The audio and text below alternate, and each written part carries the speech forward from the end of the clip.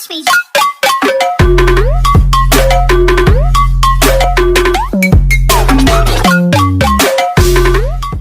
Pretty much everybody wants to look good and be happy with their body.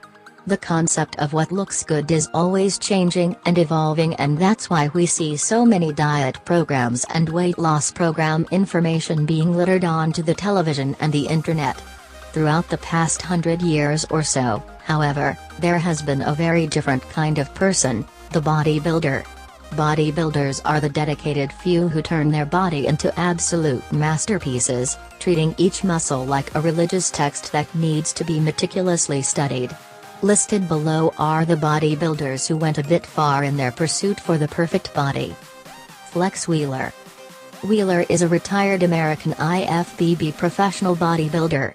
He won the Arnold Classic, which was a record 5 times, and was described by Arnold Schwarzenegger as one of the greatest bodybuilders he had ever seen. He had placed second at the 1993 Mr. Olympia, something he did again in 1998 and 1999. He is a 5-time Ironman Pro winner, 4-time Arnold Classic winner, and has won the France Grand Prix, South Beach Pro Invitational, Night of Champions, and Hungarian Grand Prix. In 1999, he found out that he had focal segmental glomerulosclerosis, which is a form of kidney disease. Wheeler said that the condition is hereditary, although many believe it is from drug use that probably accelerated its onset. Dean Warmby. For our next bodybuilder, we get to see just how tragic things can be when a person dives headlong into the game without understanding exactly what they were doing. Warmby, at his peak, looked just as good as any official competitor on the bodybuilding circuit, however it was coming at a price. Warmby was eating upwards of 10,000 calories per day while drinking up to 8 energy drinks per day just to stay energized. Warmby would develop tumors in his body that would turn cancerous, directly resulting from heavy steroid and diet abuse, and he would end up passing away before 40 years old, looking like a skeleton on his deathbed. Proper diet, nutrition, and supplement usage must be practiced by serious bodybuilders. Terry Harris. For almost 2 decades, Terry Harris was a bodybuilder. She was the NPC Louisiana State Crown in 2000, the MW class of the NPC Junior Nationals in 2002, and the light heavyweight class of the Masters 45+ category at the 2011 NPC Masters Nationals. She frequently finished in the top 5 in the NPC and IFBB shows from 2002 to 2012, including several first-place wins in 2011 and 2012.